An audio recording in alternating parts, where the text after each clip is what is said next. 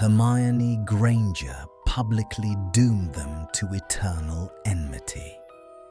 But Draco Malfoy doesn't argue. He waits. When pride becomes a trap and bureaucracy a weapon, whose wall will be the first to crumble? The Ministry of Magic always smelled the same.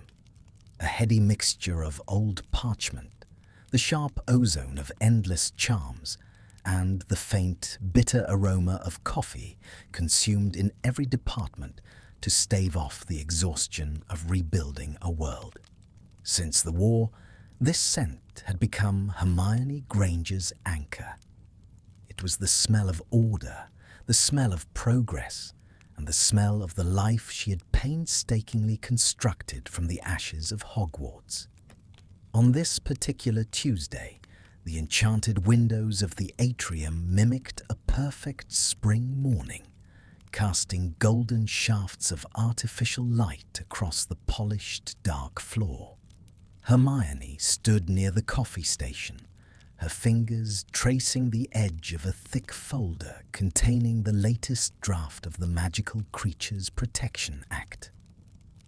She felt the satisfying weight of her work, a quiet confidence in every comma and every painstakingly researched paragraph. "Just look at this list," came the voice of Quint, a junior secretary from the Department of International Cooperation. He was standing nearby with a cluster of colleagues, huddled over a fresh copy of the Daily Prophet. The analysts are speculating about a golden partnership again. They say if Granger and Malfoy actually collaborated in the Reform Committee, we'd be living in a utopia by now.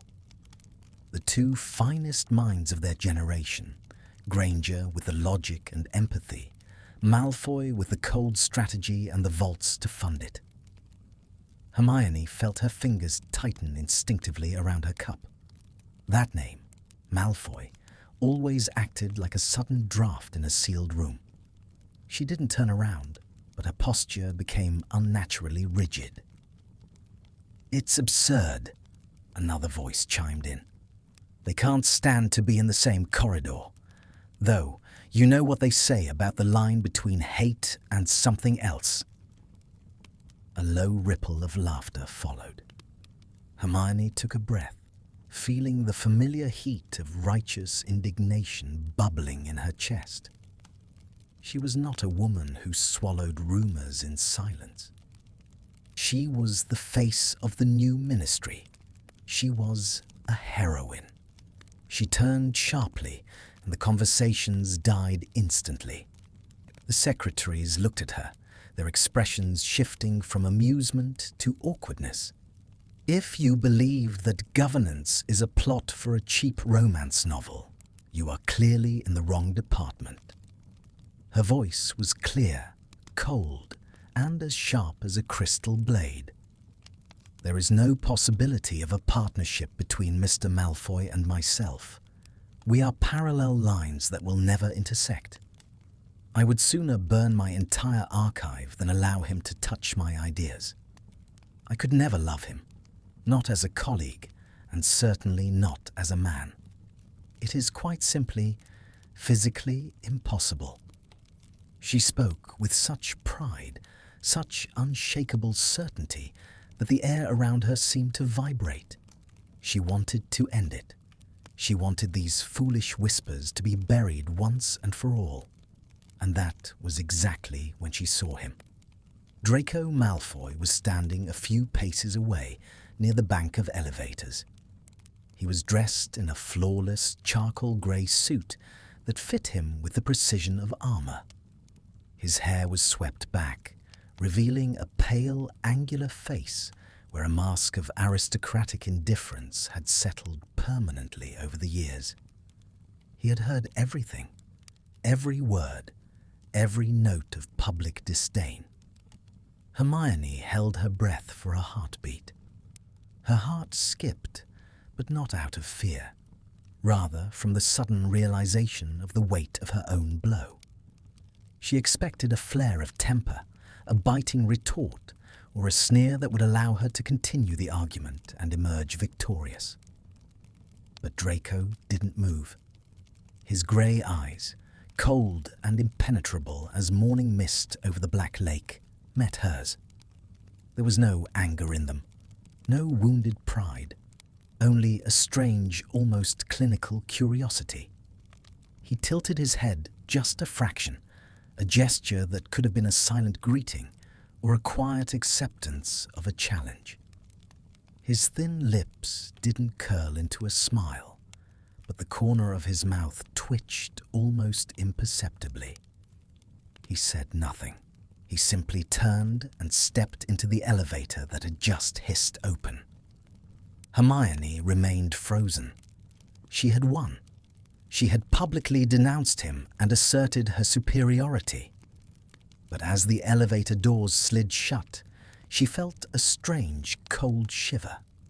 The silence he had left behind felt heavier than any insult he could have hurled.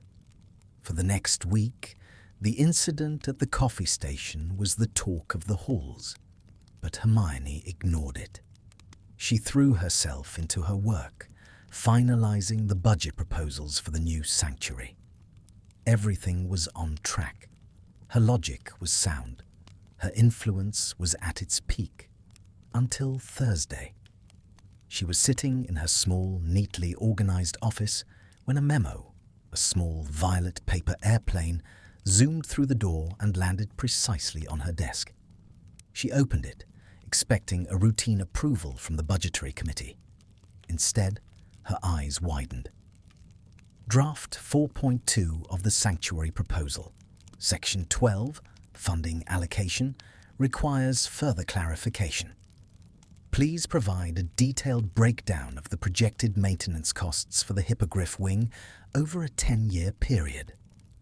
Furthermore, the ethical implications of Section 15 must be debated in person. Your presence is required at 4 p.m. today. Office 402. Office 402. The office of the Senior Financial Controller, Draco Malfoy's office. Hermione stared at the parchment, her blood beginning to hum with a mixture of annoyance and suspicion. Her proposal was flawless. She had already provided the 5-year projections. A 10-year breakdown was an unnecessary bureaucratic hurdle. And the ethical implications. She had written the book on magical ethics. She stood up, smoothing her skirt with trembling hands. This was a tactic. He was annoyed because of what she had said, and now he was going to waste her time with procedural nonsense. When the clock struck 4, she knocked on the heavy oak door of Office 402. "Enter," came a voice, low and devoid of emotion. The office was unlike her own. While hers was filled with stacks of books, moving photographs, and the warmth of a cluttered mind, Malfoy's was minimalist and cold.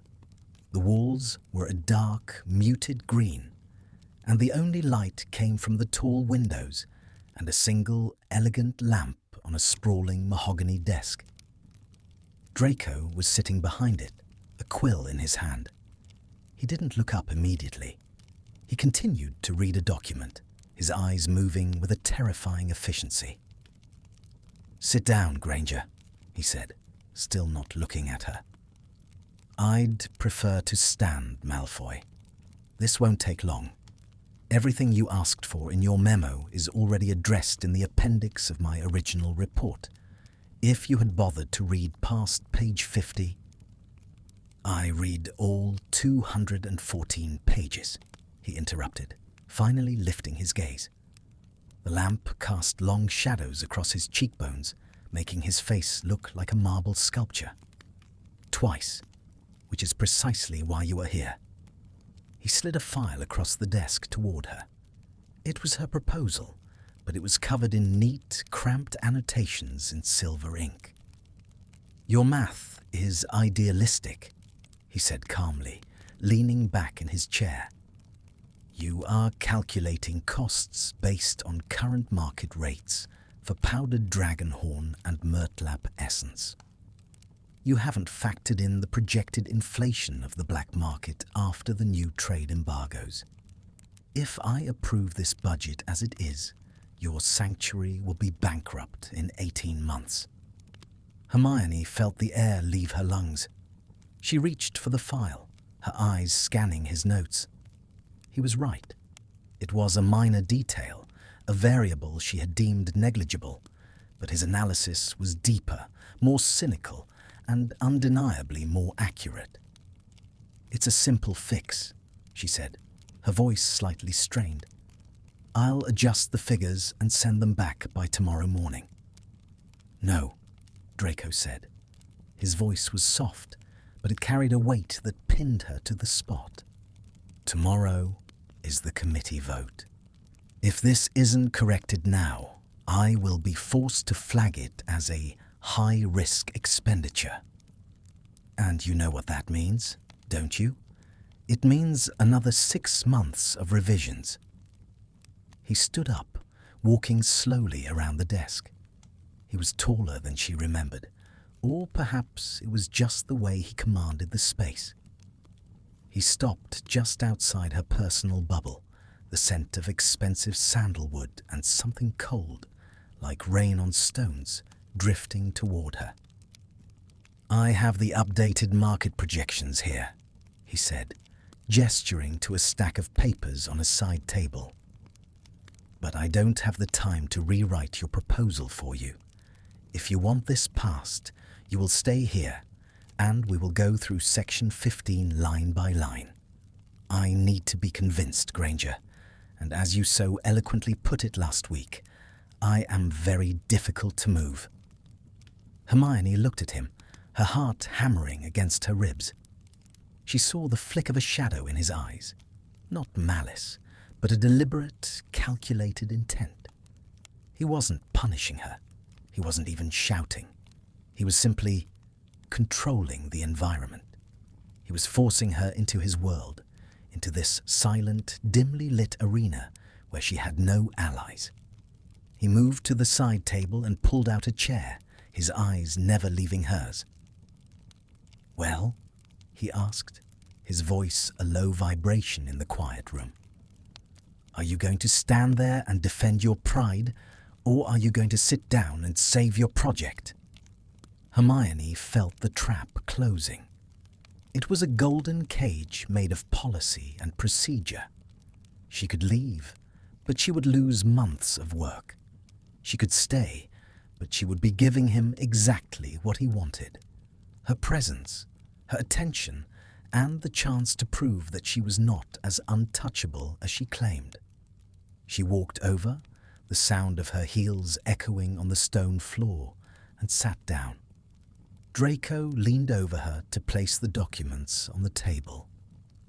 For a second, his sleeve brushed her shoulder, a touch so light it could have been an accident, yet it felt like a brand. She didn't move. She didn't breathe. "Let's begin with the ethical implications of the hippogriff enclosure," he whispered, his breath ghosting past her ear. "I find your stance on unrestricted movement to be dangerously naive."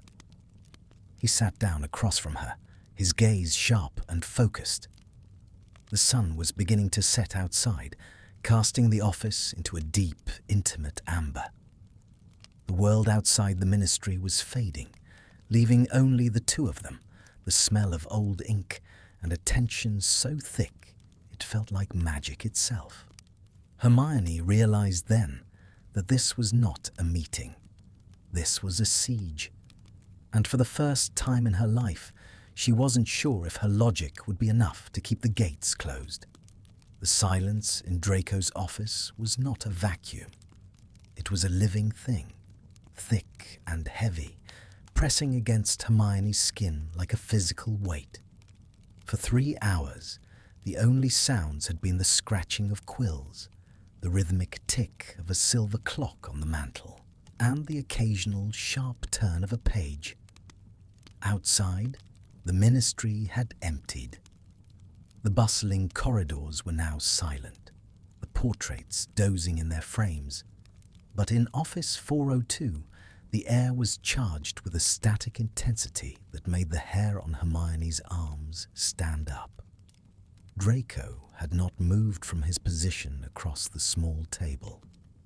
He worked with a cold, terrifying focus, his eyes tracking her lines of logic, as if he were looking for a structural flaw in a building he intended to demolish. He didn't use insults. He didn't sneer. Instead, he used something much more devastating: total, unwavering competence. "Your proposal for the rehabilitation of house elves in the private sector," he said, his voice cutting through the quiet like a blade. He didn't look up from the parchment. "You suggest a flat-rate tax on families who refuse to sign the Wages and Well-being Pact. Tell me, Granger, how do you intend to prevent the Malfoy, Knott and Parkinson estates from simply absorbing that tax as a luxury fee? You aren't creating freedom. You're just making servitude more expensive for the rich." Hermione felt a flush of heat creep up her neck. "The tax is progressive. It increases every quarter. Eventually, the cost of non-compliance exceeds the cost of the estate's liquid assets." "In theory," Draco countered. He finally looked up, his grey eyes piercing hers under the flickering candlelight. "But you've ignored the loophole in Section 4 of the Inheritance Act. Assets can be shifted into trust funds held by non-human entities. If the money isn't legally theirs, you can't tax it. You've spent so much time being morally right that you've forgotten to be legally effective." He leaned forward, his elbows resting on the table. The distance between them was now less than a foot. Hermione could see the faint shadows under his eyes, the subtle evidence of a fatigue he refused to acknowledge. "You think this is a game of hearts and minds," he whispered. "It isn't. It's a game of numbers, and right now your numbers are losing." "Then help me fix it," she snapped, her frustration boiling over. She dropped her quill, the ink splattering across her thumb.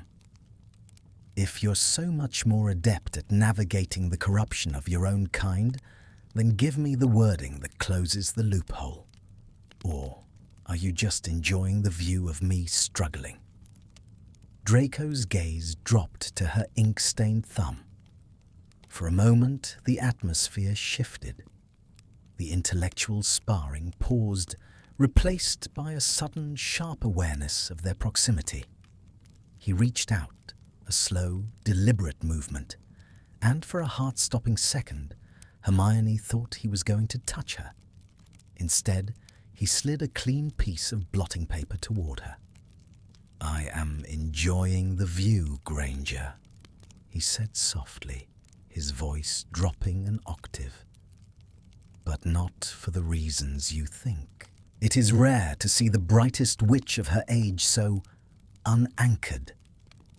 He stood up and walked to the window, looking out at the darkened London skyline. The rain had started again, a soft patter against the glass that sounded like frantic heartbeats. "I'm not unanchored," Hermione argued, her voice trembling slightly as she wiped the ink from her skin. "I am frustrated. I am tired of fighting a system that was built to protect people like you at the expense of everyone else." "People like me," Draco repeated, his back to her. He let out a short, hollow laugh. "You speak as if I still belong to that world. Look around you, Hermione. I spend my days in a windowless office balancing the books of a ministry that would have seen me kissed by a Dementor 5 years ago. I am not protecting my kind. I am surviving the only way I know how, by being indispensable." He turned back to her, his face half hidden in the shadows. "I heard what you said in the atrium, about how it's physically impossible for you to ever respect me, to ever love someone like me." Hermione froze. The pride she had felt a week ago felt brittle now, like scorched parchment. "I was being pressured by gossip. I shouldn't have been so blunt, but the sentiment remains. Our histories are written in blood and scars, I know," he interrupted, stepping back into the light. He began to pace the small room, his presence filling every corner. "But don't pretend your dismissal was about history. It was about control. You needed to remind everyone, and perhaps yourself, that I am beneath you, that the heroine could never be tainted by the villain." "That's not true," she whispered, though her mind raced. Was it? Had she used those words as a shield? "Isn't it?" He stopped right in front of her chair, looming over her. He placed his hands on the arms of her chair, effectively pinning her between his body and the wood. "Then why are you still here? It's 9 o'clock. You could have summoned a senior official. You could have complained to Shacklebolt that I was obstructing your work. But you stayed. You've stayed every evening this week. Because I want my project to pass. Liars are usually more convincing than that, Granger." His eyes searched hers, intense and demanding. "You stayed because for the first time in years, someone is actually challenging you. Someone isn't looking at you with awe or gratitude. I'm looking at you, and I'm seeing all the cracks you try so hard to hide." Hermione's breath hitched. Her heart was thudding so loudly she was certain he could hear it. The air between them was hot, charged with a resentment that felt dangerously close to something else.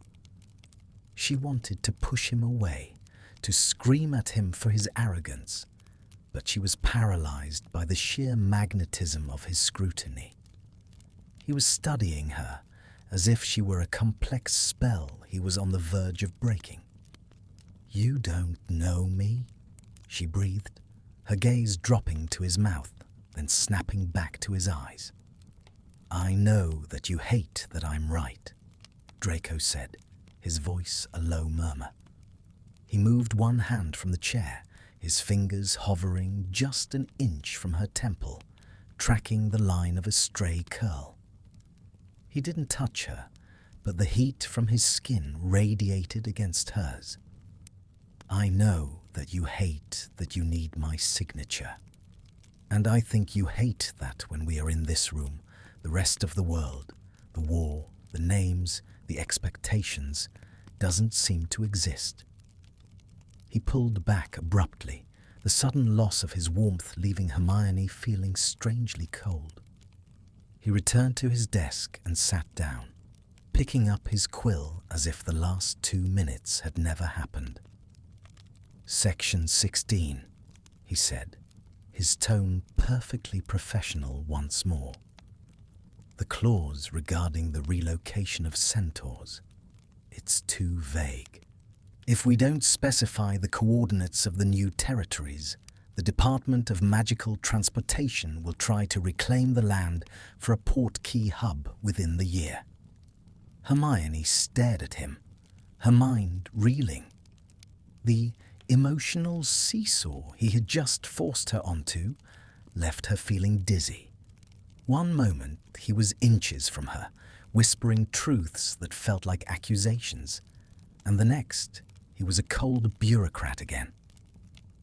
"Right," she managed to say, her voice cracking. She cleared her throat and pulled a fresh sheet of parchment toward her. "Coordinates. We'll use the 1994 boundary surveys as a baseline." "Better," he murmured. They worked for another hour. The tension didn't dissipate. It merely settled into the floorboards, waiting for the next spark. Every time he handed her a document, their fingers would brush, brief electric contacts that Hermione tried to ignore and Draco seemed not to notice. But each time, her heart would gallop and the words on the page would blur. She realized with a jolt of fear that she was no longer thinking about the centaurs or the house elves.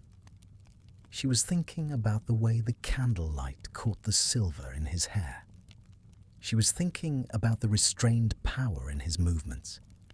She was realizing that the arena he had drawn her into was not just about work. It was a test of will. "I think we've done enough for tonight," Draco said eventually, closing the final folder. Hermione blinked, feeling as though she were waking from a trance. "Yes, I suppose so." She began to gather her things, her hands shaking slightly. As she stood up, she looked at him. He was watching her, his expression unreadable. "Same time tomorrow, Granger?" "Is it necessary?" she asked, her pride making one last desperate stand. Draco stood up and walked her to the door. He opened it, but didn't move out of the way, forcing her to stand close to him once more. "The committee meets on Friday," he reminded her. "If you want the perfect proposal you promised the minister, then yes, it is absolutely necessary." He looked down at her, his eyes dark and inscrutable. "Unless, of course, you're afraid to be in a room with me." "I am not afraid of you, Draco Malfoy," she said, her voice regaining its strength. "Good," he whispered, a ghost of a smirk finally appearing on his lips. "Because fear is such a boring emotion, I'd much prefer you felt something else." He stepped back, allowing her to pass. Hermione walked down the dark corridor, the sound of her own footsteps echoing like a countdown. She didn't look back, but she could feel his gaze on her back until she reached the elevators. She had told the world she could never love him. She had told herself he was a ghost of a past she had outgrown. But as she stepped into the cool night air of London, she realized the terrifying truth. Draco Malfoy wasn't just a ghost. He was the most vivid, infuriating, and undeniably present thing in her life. And the walls she had built to keep him out were starting to crumble from the inside. The following morning, the ministry felt different. The air was the same, the coffee was just as bitter, and the memos still fluttered through the halls like frantic birds. But for Hermione, the world had shifted on its axis. Every time she passed a silver-haired wizard or caught a whiff of sandalwood, her heart performed a treacherous somersault. She found herself staring at the clock, counting the minutes until 4 o'clock, an act she tried to justify as professional dedication. Yet, deep down, the lie felt thin. She wasn't waiting for the meeting. She was waiting for the confrontation. When she arrived at Office 402, she found the door already ajar. Draco was standing by a small sideboard, pouring tea into 2 delicate china cups. The sight was jarringly domestic, a sharp contrast to the cold, clinical efficiency of the previous night. "You're 3 minutes early, Granger," he noted without turning around. "The anticipation is becoming a habit, it seems." "I have a lot to get through today, Malfoy. I'd like to finish this by 6, she replied, though her voice lacked its usual bite. She sat at the small table, her eyes immediately falling on the stack of papers he had prepared. He walked over, placing a cup in front of her. His fingers lingered on the saucer for a second too long, a silent acknowledgement of the space between them. "Black, 2 sugars, if memory serves from your many late-night sessions at the library." Hermione looked up, startled. "You remember how I take my tea? We haven't spoken more than 10 words to each other in years." Draco sat down, his expression guarded. "I was an observer, Hermione. It was my primary function for a long time. Observing what I couldn't have, what I wasn't allowed to be. Don't act so surprised. You were always the loudest person in the room, even when you were silent." The use of her first name sent a jolt through her. It wasn't a taunt. It was a quiet surrender. The enemy's part of their dynamic was fraying at the edges, being replaced by a dangerous, fragile intimacy. "Let's look at Section 18, she said hurriedly, desperate to regain her footing.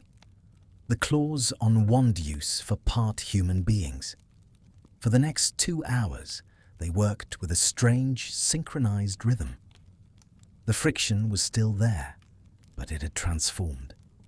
It was no longer a clash of ideologies, but a refinement of thought. He pushed her to be more pragmatic. She pushed him to be more visionary. They were, as the gossip had suggested, a terrifyingly effective team. But as the sun began to dip below the horizon, the seesaw tipped again. "This won't work," Draco said suddenly, tossing his quill aside. He had been reviewing her notes on the integration of werewolves into the workforce. "What do you mean? The incentives for employers are more than generous." "It's not about the money, Granger. It's about the fear." He stood up abruptly, his chair screeching against the stone. He began to pace the narrow strip of rug in front of the window. "You think a tax break will make a shopkeeper in Diagon Alley forget the stories of the war? You're trying to solve a soul-deep prejudice with a ledger. It's insulting." "I'm trying to start somewhere." Hermione stood too, her pulse quickening. "What would you have me do? Force them? That's not how a democracy works." "Then perhaps democracy isn't the tool for this," he snapped, turning to face her. "You want change, but you're afraid to get your hands dirty. You want to stay the brightest witch, the girl who follows the rules. But the rules were written by the very people you're trying to change. And you're the expert on breaking rules, aren't you?" The words were out before she could stop them. "The mark on your arm. That wasn't about change, Draco. That was about cowardice." The silence that followed was deafening. The air in the room seemed to freeze. Draco stopped pacing. He looked at her, and for the first time, the mask of the cool bureaucrat shattered completely. What lay beneath was raw, jagged, and agonizingly vulnerable. "You think I don't know that?" he whispered. His voice was thick with a suppressed emotion that made Hermione's chest ache. "You think I don't wake up every morning feeling the weight of that cowardice like a noose? I spent my youth being a puppet, and I'm spending my adulthood being a ghost. And then you walk in here with your perfect life and your perfect morals, telling the world that I'm not even worth a second thought." He took a step toward her, his eyes dark with a mixture of pain and fury. "You said you could never love me, and that's fine. I didn't ask for your love.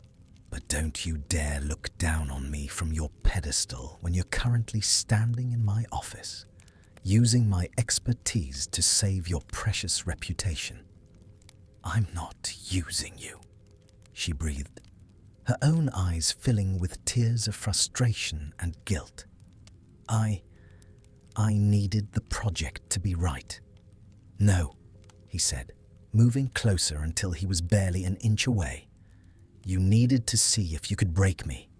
You wanted to see if the villain was still there, or if I'd become as hollow as everyone says."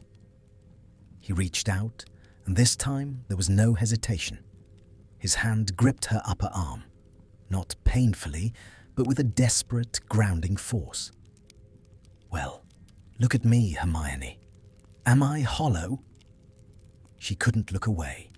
The tension between them had reached a breaking point.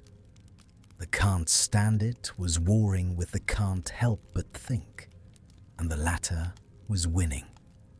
She saw the guilt he carried, the internal brokenness he hid behind his expensive suits, and the sheer exhausting effort of his restraint.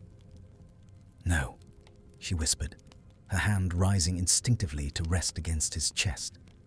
She could feel his heart galloping beneath the fine fabric of his waistcoat. "You're not hollow." For a moment, the world stopped. The betrayal of her own words, her public dismissal of him, felt like a physical weight. She had lied to everyone. She had lied to herself. The man standing in front of her was the only person who truly challenged her. The only person who saw her as she was, not as the world demanded she be. Draco's gaze dropped to her lips. His grip on her arm softened, his thumb tracing a small, slow circle against her skin. The repulsion she was supposed to feel was nowhere to be found. In its place was a warmth that was rapidly turning into a fever. "You should go," he murmured, even as he leaned closer, his forehead almost touching hers. "Go back to your world, Granger, before you realize that you're not as principled as you think." "I don't want to go," she whispered, the honesty of it terrifying her. He let out a low, shaky breath. "Then you're a fool." He released her arm, but before she could feel the loss of his touch, he turned away, gripping the edge of his desk so hard his knuckles turned white. The cold had returned, but it was a brittle, artificial cold. "Go," he repeated, his voice cracking. "I'll have the revisions for Section 18 ready by tomorrow. We're almost done here."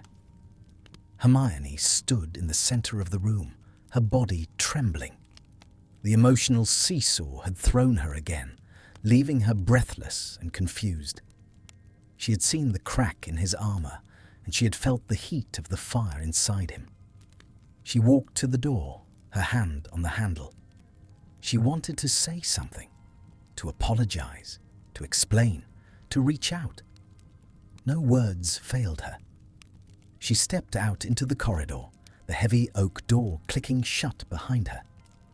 As she walked toward the elevators, she realized that the routine day at the ministry was a thing of the distant past. She was being drawn into a private arena, just as she had feared. But the most frightening part wasn't Draco's control over her work. It was the realization that she was no longer sure she wanted to escape. The space between them was tightening, and with every meeting, the illusion of her indifference was becoming harder to maintain.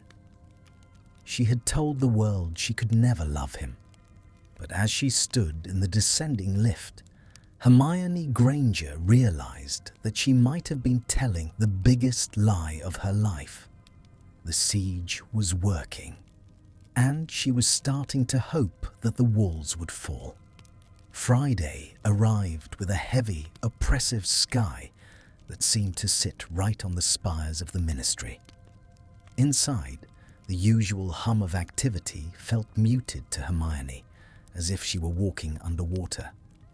Her proposal was due to the full committee in less than 24 hours. The final draft sat on her desk, nearly complete, yet it felt like a ghost. The words were hers, but the structure, the steel, and the piercing clarity were all his. She found herself avoiding the atrium. She didn't want to see the spot where she had made that reckless declaration.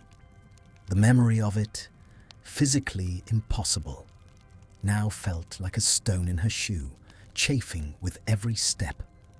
At 4 p.m., she didn't wait for a memo. She walked to Office 402 with the determination of a soldier heading to the front lines. When she entered, The room was cold. Draco was standing by the window, his back to her, watching the rain wash over the magical enchantments of the glass. He didn't turn when the door closed.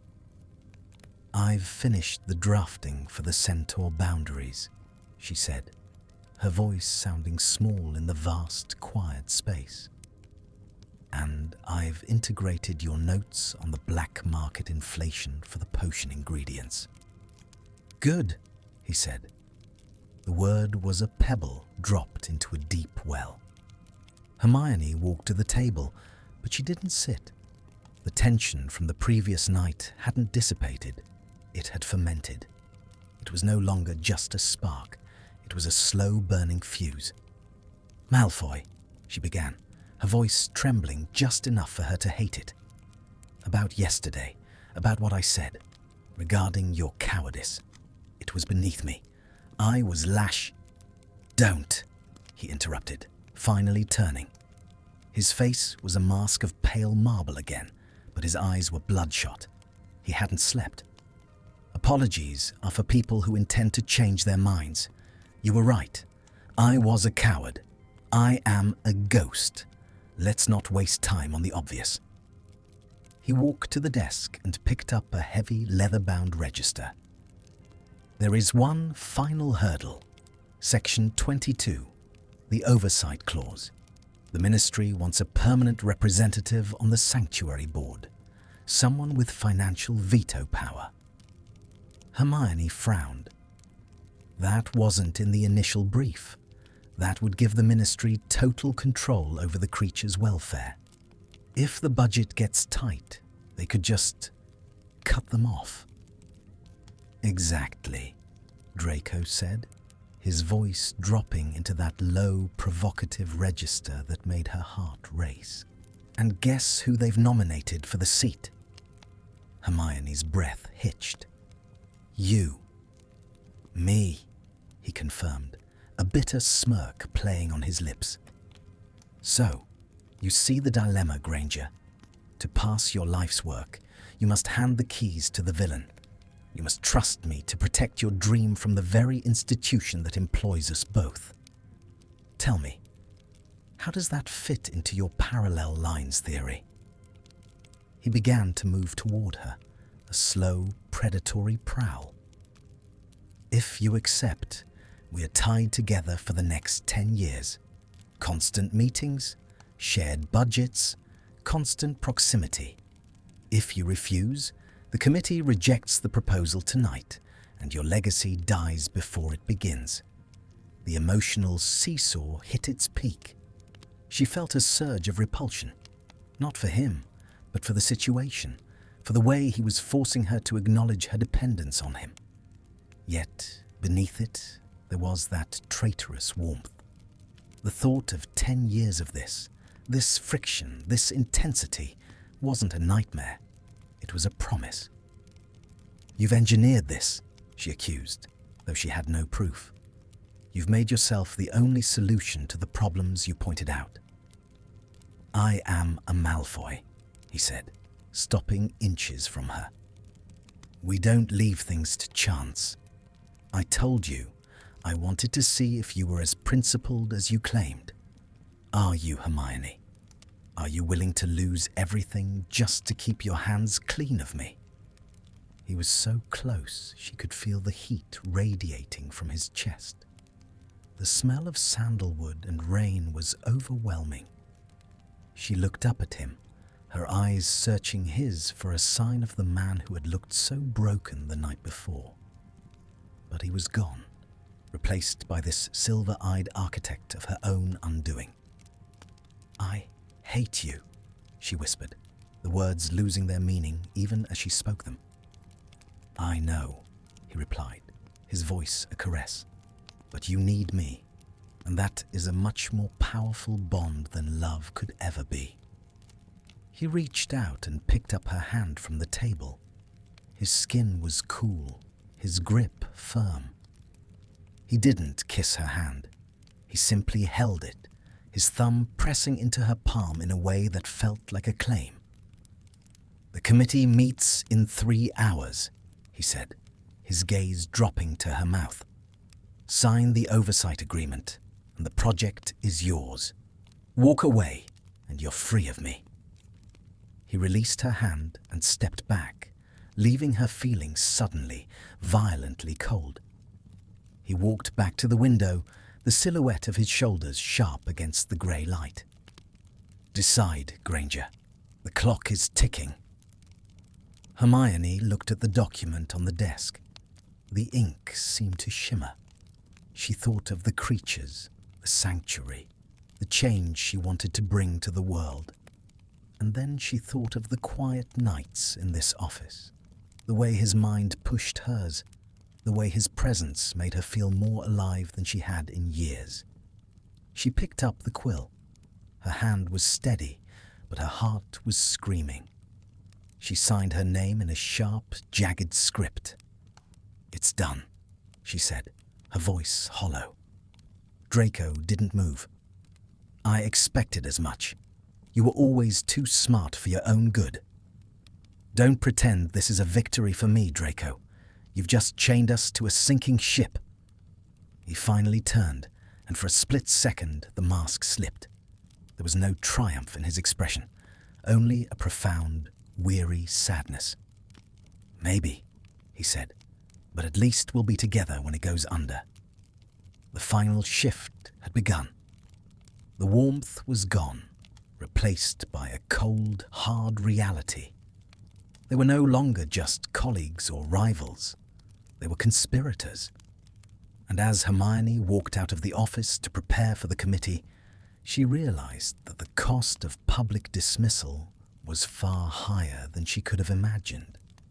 She hadn't just given him control over her work. She had given him a permanent seat in her life. The evening was a blur of speeches and handshakes. The committee passed the proposal unanimously.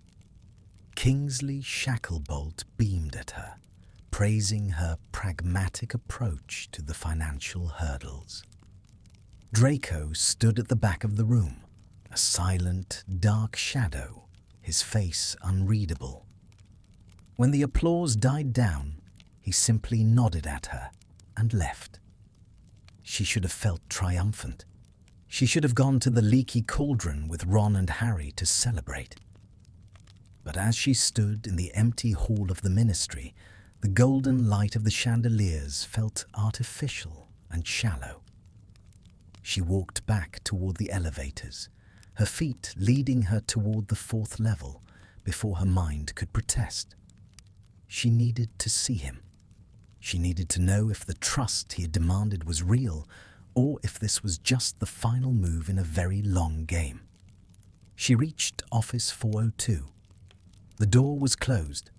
She didn't knock. She pushed it open. The room was in darkness, save for the dying embers in the fireplace. Draco was sitting in the chair by the hearth, a glass of amber liquid in his hand. He didn't look up. "The celebration is in the atrium, Granger. You're in the wrong place." "I don't want to celebrate," she said, closing the door behind her. The click of the lock felt final. "Then what do you want?" He turned his head, the firelight catching the sharp line of his jaw. "You got your law. You got your sanctuary. I'm just the auditor now." "I want to know why," she said, stepping into the circle of warmth from the fire. "Why go through all this? Why the delays, the annotations, the oversight? You could have just let it fail." Draco set his glass down on the hearth. He stood up slowly, his movements fluid and dangerous.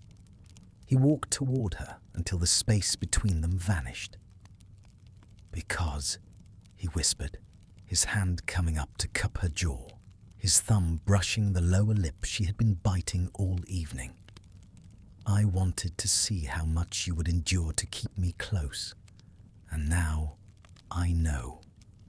The betrayal of her own pride was complete. The warmth returned with a vengeance, a sudden, violent heat that erased the distance, the history, and the fear. Hermione didn't pull away. She leaned into his touch, her eyes closing as the first tear escaped. "I hate you," she whispered again. "Lie to me again," he murmured, his face inches from hers. "It's my favorite thing about you." He didn't wait for her to answer. He bridged the gap, his mouth meeting hers in a kiss that was neither gentle nor apologetic. It was a collision, a desperate, starving acknowledgement of the truth they had both tried to bury under layers of procedure and pride.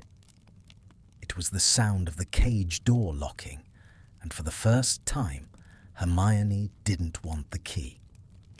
The morning after the committee's approval brought no relief, only a sharper, more jagged sense of reality. Hermione woke to the grey light of London filtering through her curtains, feeling as though the world had been stripped of its familiar skin. Her lips felt swollen, a phantom pressure still lingering where Draco's mouth had claimed hers, and her mind was a chaotic storm of self-reproach and terrifying exhilaration. She had signed the papers. She had crossed the line. The physically impossible had become her new, inescapable truth. When she arrived at the ministry, the atmosphere was thick with the scent of her success. Memos of congratulations buzzed around her head like golden gnats. Her assistants were beaming. Even Kingsley had sent a personal patronus, a shimmering lynx that spoke of historic shifts and monumental patience. But as she sat at her desk, staring at the official seal of the Sanctuary Act, Hermione felt like an intruder in her own life. She looked at her hands and saw only the way they had clutched Draco's charcoal lapels in the darkness of his office. Every time the door to her department opened, she braced herself for his presence, for the cold silver gaze that now held the blueprints to her soul. He did not come. By mid-afternoon, the silence from the fourth floor had become a physical ache. The emotional seesaw swung violently toward doubt. Was the kiss merely his final move? An act of conquest to ensure her total submission to the oversight clause? The trust she had felt, that raw, vibrating connection by the fireplace, began to feel like a fever dream, a delusion born of exhaustion and proximity. At 4 p.m., unable to endure the uncertainty any longer, she gathered a stack of administrative forms and made her way to Office 402. She told herself she was being professional. She told herself that the oversight transition required immediate coordination. The door was closed. She knocked, her heart hammering a frantic rhythm against her ribs. "Enter." The voice was back to its crystalline coldness. When she stepped inside, the room looked exactly as it had a week ago. No embers in the hearth, no glasses of amber liquid. Draco was hunched over a ledger, his quill moving with mechanical precision. He didn't look up. "The logistical handover, I assume," he said, his voice flat. "Leave the files on the sideboard, Granger. I'll review them by Monday." Hermione stood frozen in the center of the room. The transition from the heat of the previous night to this Arctic indifference was so sudden it made her head spin. "Monday. Draco, the budget for the first quarter needs to be liquidated by tomorrow morning if we're to secure the land in Wales." "Then liquidate it," he said, finally looking up. His eyes were devoid of the fire she had seen. They were flat, grey, and professional. "You have the authority for the initial transfer. My oversight doesn't trigger until the physical construction begins. You don't need me today." "I thought," she started, her voice failing her. She stepped closer to the desk, her pride warring with a desperate need for recognition. "I thought we had moved past this." this performance. Draco laid his quill down carefully. He leaned back, crossing his arms over his chest. The movement was restrained, but she saw the tension in his shoulders, the way he was holding himself together as if he were made of glass. There is no performance, Granger. There is only the reality of the ministry. Look at where we are. He gestured to the door. At any moment, a clerk could walk in. A reporter from the Prophet could be lurking in the corridors. You told the world you could never love me. I am simply helping you maintain that image. Isn't that what you want? To keep your pedestal clean? Don't throw my words back at me, she hissed, leaning over the desk. Not after last night. You knew what you were doing. You drew me in, you manipulated the committee, and then you... And then I what? He challenged, his voice dropping to a dangerous whisper. He stood up, mirroring her stance, their faces inches apart over the mahogany. I kissed you? I let you see that I'm not the monster you need me to be. If you're looking for an apology for the truth, you won't find it here. I'm looking for consistency, she cried, her composure cracking. I can't do this, Draco. I can't fight you in the morning and want you at night. It's tearing me apart. The admission hung in the air, raw and bleeding. Draco's expression flickered.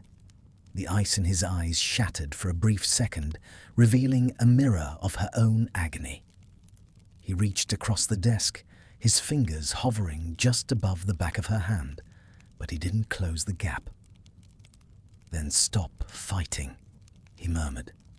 Accept that the world was wrong. Accept that you were wrong. And then what? We become the scandal of the decade. The war heroine and the Death Eater? You know what they'll say. They'll say you bewitched me. They'll say I've lost my mind. Let them, Draco said. His hand finally dropped, covering hers. His palm was hot, his grip almost bruising in its intensity. Is their opinion worth more than this? More than the fact that I'm the only person in this entire building who actually knows the weight you carry. He pulled her hand toward him, forcing her to walk around the edge of the desk. When she reached him, he didn't embrace her. He gripped her waist, holding her at a distance so he could look into her eyes. You're afraid of the fall, Hermione. You've spent your whole life climbing, making yourself indispensable, making yourself perfect.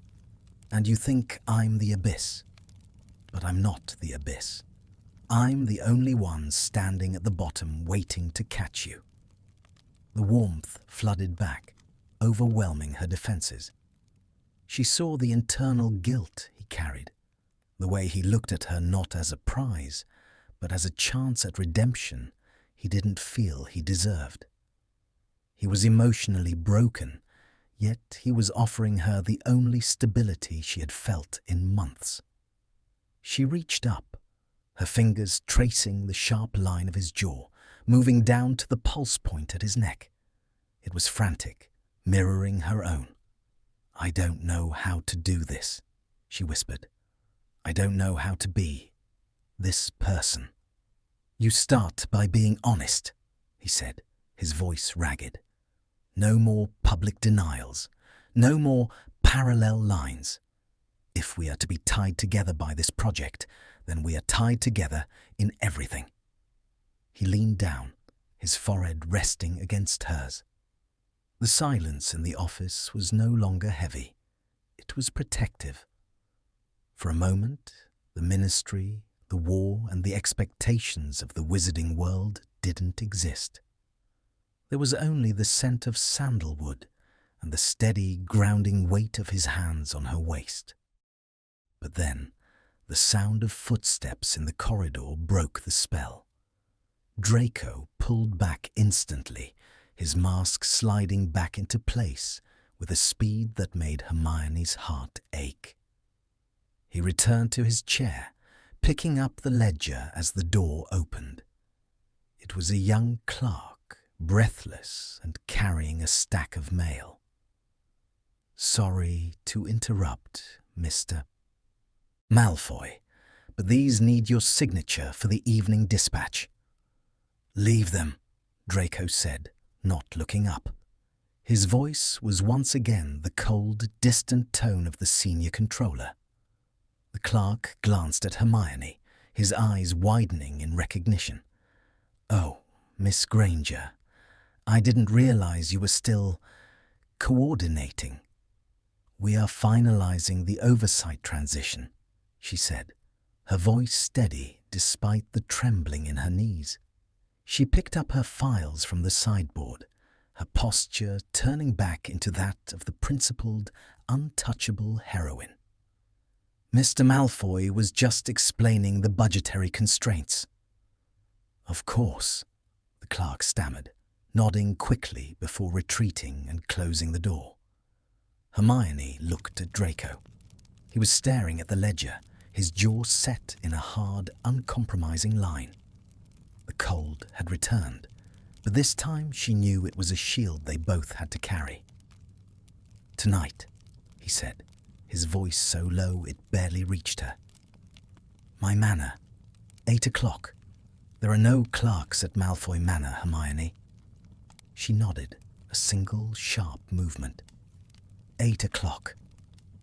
As she walked out of the office, she felt the eyes of the ministry on her. She felt the weight of her own history, the pride she had cultivated, and the lies she had told. She was being drawn deeper into a private arena, a place where the rules of her old life no longer applied. The story was no longer about a project or a law. It was about the slow, agonizing death of her prejudices and the birth of a connection that defied every logic she had ever known. She had told the world she could never love him. But as she stepped into the lift, Hermione realized that the cost of that lie was a price she was no longer willing to pay. The siege was over.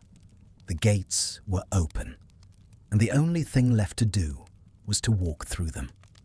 Malfoy Manor did not loom with the same jagged terror it once had, but as Hermione stepped past the iron gates, the air grew noticeably thinner.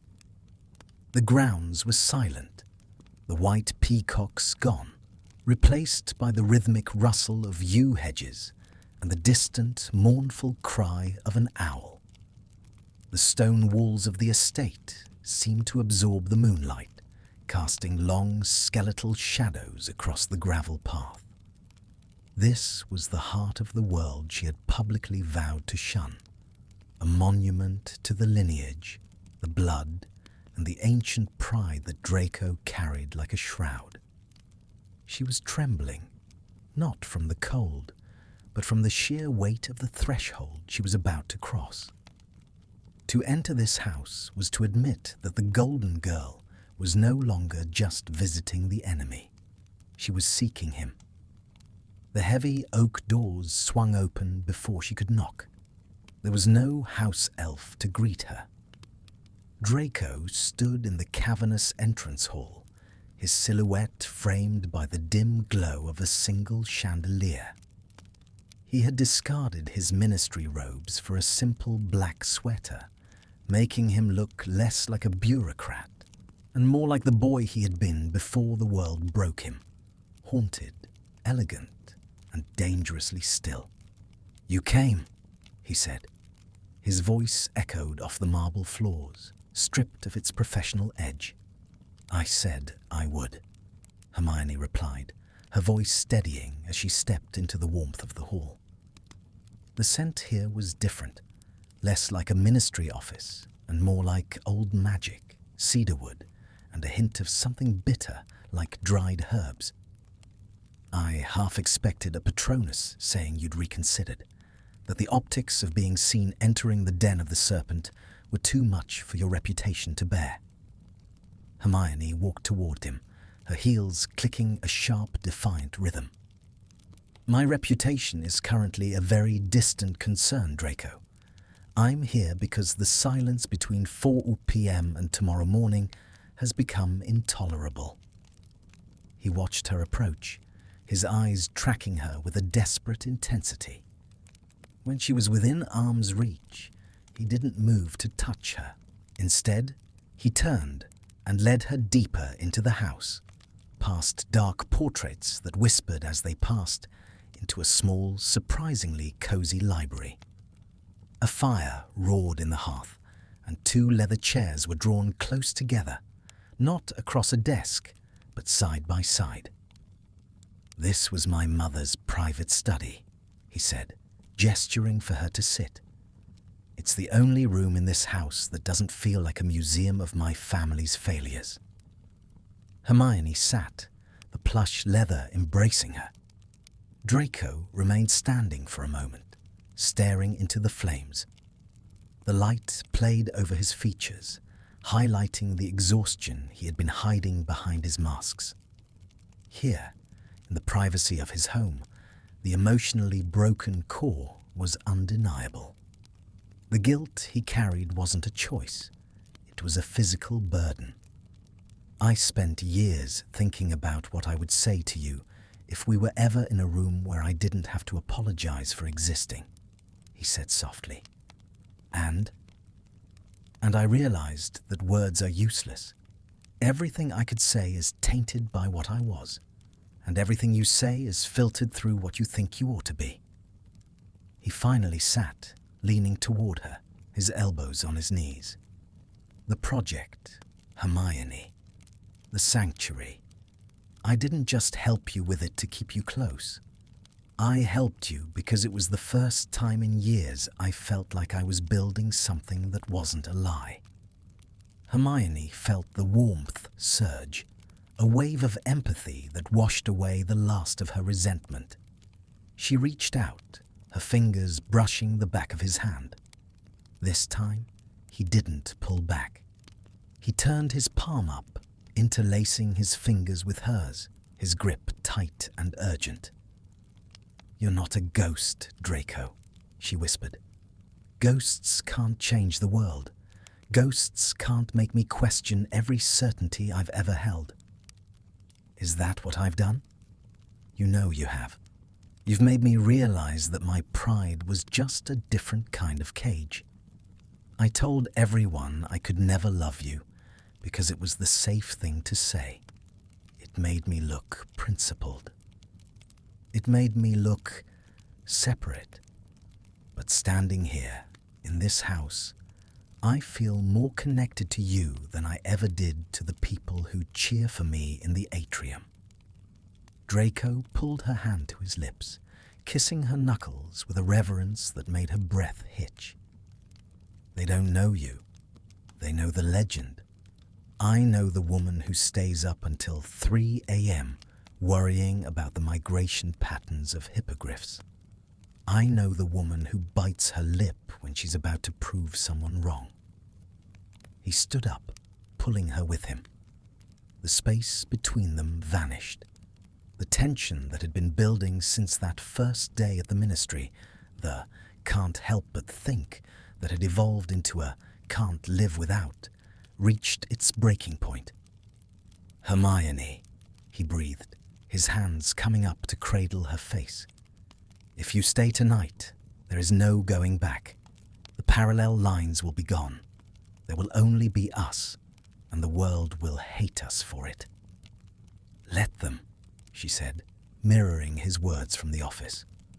"I'm tired of being the person everyone expects me to be. I just want to be here, with you." The kiss that followed was nothing like the one in the office. It wasn't a claim or a conquest. It was a surrender. It was slow, deep, and heavy with the weight of years of unspoken longing. It tasted of smoke and peppermint, and the quiet desperation of 2 people who had found their only sanctuary in each other. He led her toward the wing of the manor that remained hidden from public view. Every touch was deliberate, a non-verbal intimacy that spoke of a shared understanding that transcended their past. In the quiet of his bedroom, where the only light came from the moon reflecting off the silver and emerald hangings, the masks were finally discarded.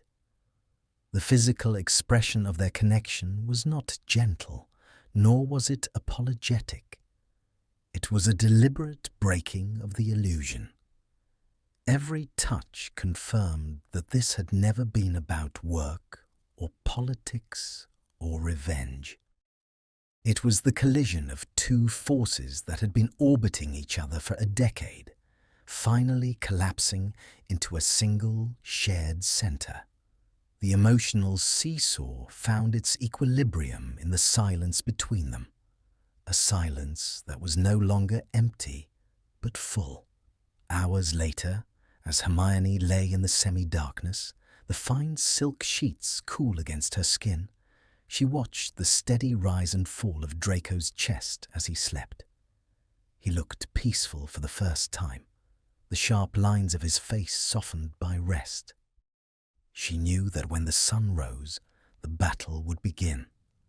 The ministry would still be there. Her public declaration would still haunt the gossip columns. The project would require her to stand by his side as a professional partner, while her heart screamed that he was so much more. She had won her law. She had secured her sanctuary, but she had lost her certainty. The cost of her public dismissal was the realization that she had almost missed the only thing that truly mattered. She had tried to exercise power through procedure, but Draco had exercised a much more potent power. He had seen her. She closed her eyes, drifting into a sleep that felt for the first time like a home. But even in the quiet, a small part of her mind was already preparing for the morning. She knew that approach and repulsion would likely cycle again. The doubts would flicker in the harsh light of the ministry halls. But as she moved closer to him in the dark, she knew one truth was now unavoidable.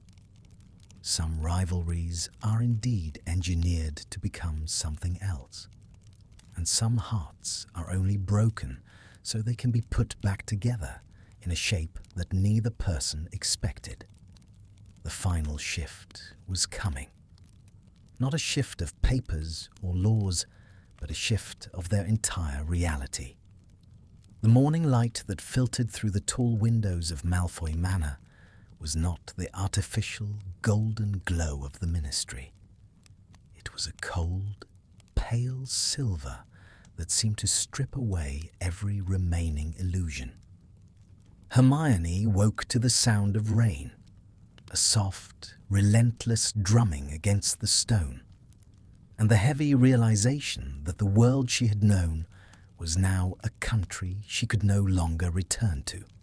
Beside her, the space in the bed was already empty, though the sheets still carried the faint, lingering scent of sandalwood and wood smoke. She found Draco in the dining room.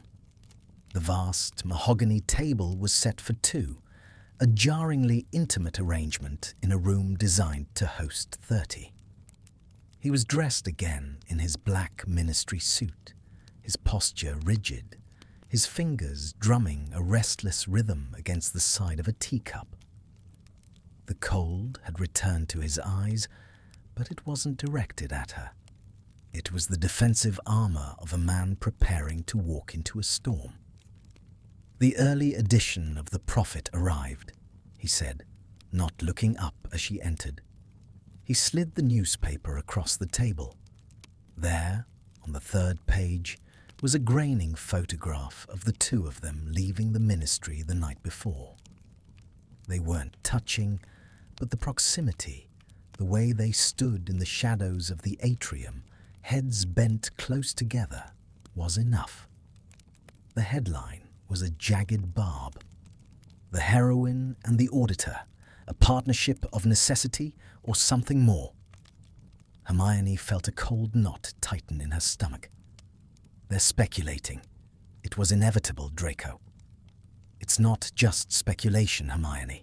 It's a challenge, he said, finally meeting her gaze. His eyes were dark, filled with that familiar internal guilt.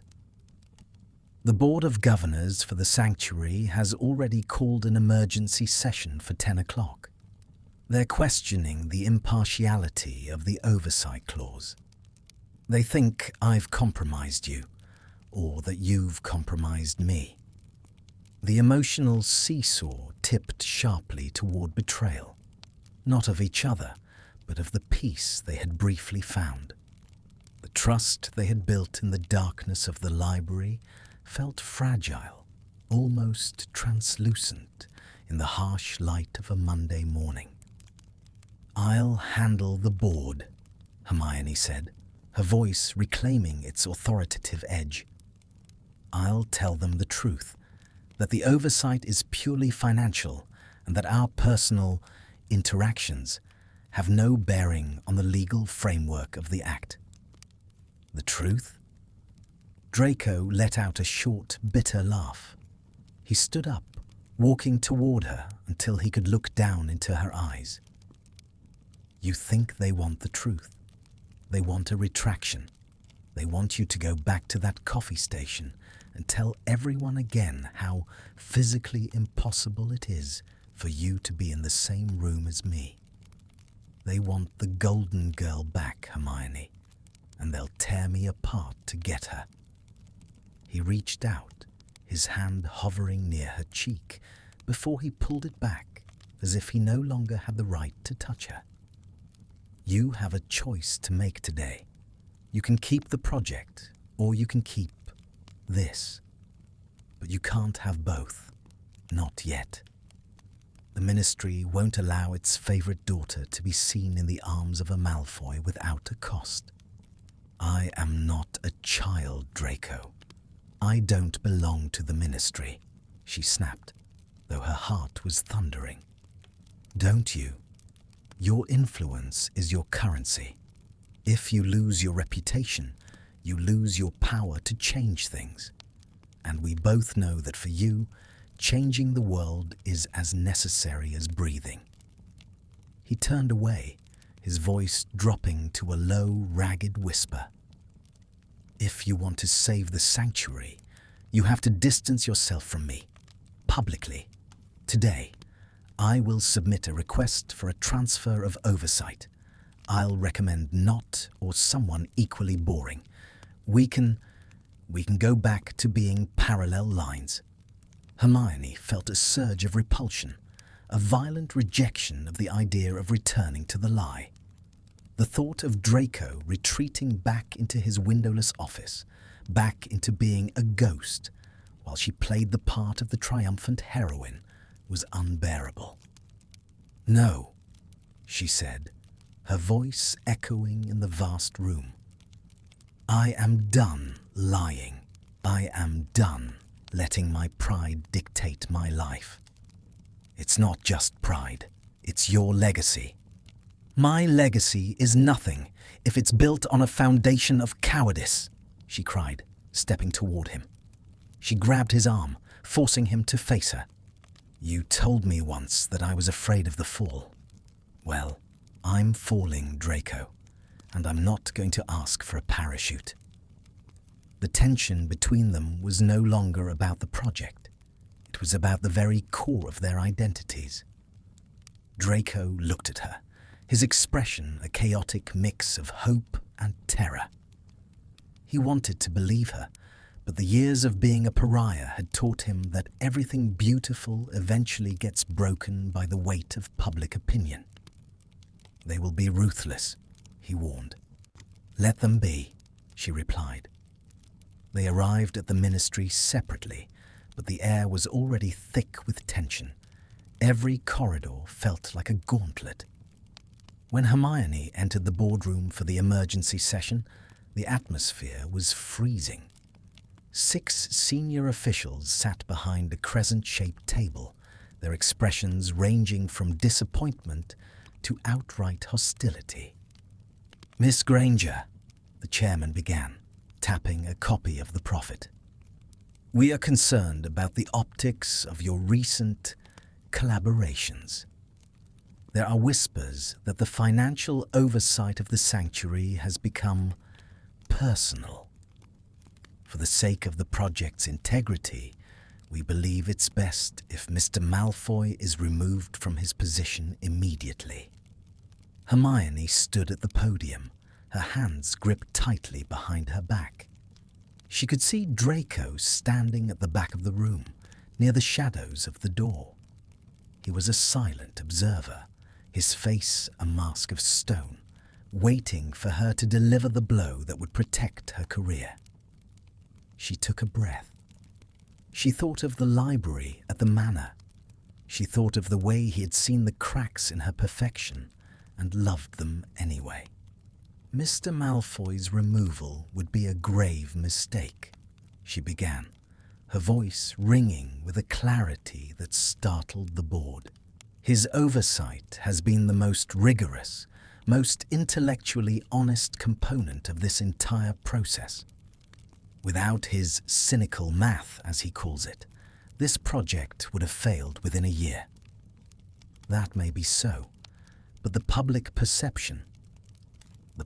perception is a ghost of a war we have already won. Hermione interrupted, her eyes flashing. I am here to build a future, not to manage a memory. If you find my partnership with Mr. Malfoy problematic, it is not because of a lack of integrity. It is because you are still looking for villains where there are only people trying to atone. She turned slightly, her gaze finding Draco in the back. For a second, the room disappeared. The emotional core of the story reached its penultimate peak. I stated once, very publicly, that I could never love Draco Malfoy. I was wrong. I was arrogant, and I was hiding behind a mask of my own making. If his presence on this board is a condition of the project's success, then my presence is equally conditional. We are partners, in the project and in everything else. A deafening silence fell over the room. The shock was palpable, a physical wave that seemed to knock the breath out of the officials. No one had expected the Golden Girl to burn her own pedestal to the ground. Draco didn't move, but Hermione saw the moment his mask finally, truly shattered. His eyes filled with a raw, agonizing light, a mixture of disbelief and a profound, soul-deep relief. She had chosen him, over the reputation, over the legacy, over the safety of her perfect life. This session is adjourned, the chairman stuttered, his face turning a deep shade of crimson. We will need to deliberate on this development. As the officials scrambled to leave, whispering fervently, Hermione remained at the podium. Her heart was racing, her legs felt like lead, but she felt a lightness she hadn't known in years. The cost of her public dismissal had been paid in full. Draco walked toward her, his footsteps slow and deliberate. When he reached her, he didn't care who was still in the room. He took her face in his hands, his thumbs tracing the line of her jaw with a trembling intensity. "You're a fool, Granger," he whispered, his voice thick with emotion. "You've ruined everything." "I've saved everything," she replied, a small, weary smile touching her lips. "I finally told the truth." He kissed her then, not a kiss of desperation or conquest, but a kiss of acknowledgement. It was a confirmation that the rivalry was dead, and that the path ahead, however difficult, was one they would walk together. The approach and repulsion had finally found its end in a quiet, steady acceptance. But as they stood in the center of the emptying boardroom, Hermione knew this wasn't the end of the story. It was merely the end of the illusion. The the world would still be there tomorrow, with its questions and its judgments. But for the first time, she wasn't afraid of the fall. She had found the one person who knew exactly how it felt to hit the ground. The aftermath of the emergency session felt less like an explosion and more like the slow, inevitable settling of dust after a collapse. The halls of the ministry were unusually quiet as Hermione and Draco walked together toward the elevators. The clerks and secretaries they passed didn't whisper. They simply stepped aside, their eyes wide with a mixture of confusion and a new, wary respect. The Golden Girl hadn't just changed her mind. She had dismantled the very hierarchy of heroes and villains that the wizarding world had leaned on for comfort. By the time they reached the 4th floor, the internal memo had already circulated. Oversight of the Sanctuary Act remains unchanged. Mr. Malfoy and Miss Granger to continue under joint executive authority. It was a tactical retreat by the board. They couldn't afford to lose Hermione's project, even if they hated the company she kept. They entered Draco's office, the heavy door clicking shut behind them. The room was bathed in the soft blue light of early evening. It felt smaller now, less like a battlefield and more like a sanctuary of its own. "They won't forgive you for this, you know," Draco said, breaking the silence. He stood by his desk, leaning his weight against it. He looked exhausted, the adrenaline of the confrontation having ebbed away to leave a deep, lingering fatigue. "The people who looked up to you, you've given them a version of yourself they didn't ask for." "I was never the person they asked for," Hermione replied, walking toward the window. She watched the rain finally begin to subside, revealing a sliver of pale moon. "I was a symbol they used to feel safe. Symbols don't get to have feelings. They don't get to be vulnerable, and they certainly don't get to change." She turned back to him, her expression soft but resolute. "I didn't choose you to spite them, Draco. I chose you because for the first time in my life, I wasn't performing. Being with you, even the fighting, the tension, the silence, it's the only thing that feels real." Draco moved toward her, his footsteps quiet on the stone floor. He stopped just a breath away, his presence a grounding force that stilled the remaining tremors in her hands. The emotional seesaw had finally leveled. There was no more repulsion, no more betrayal, no more cold, only a steady, burning warmth. "I spent my whole life trying to control everything," he whispered, his hand rising to trace the curve of her shoulder. "My family, my reputation, even the numbers in these ledgers.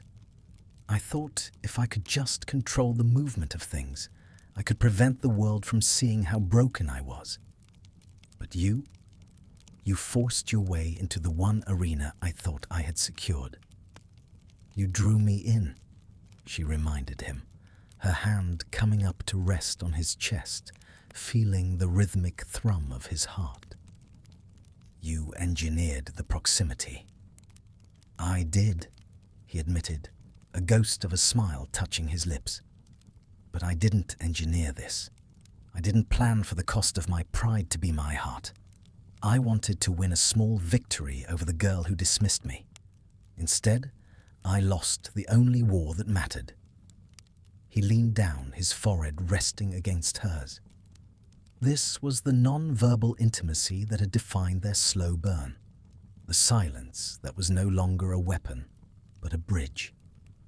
They stood like that for a long time, two architects of a new world, acknowledging the ruins of the old one they had left behind. "What now?" she asked, her voice a low murmur against his skin. "Now, we build," Draco said. "We build the sanctuary.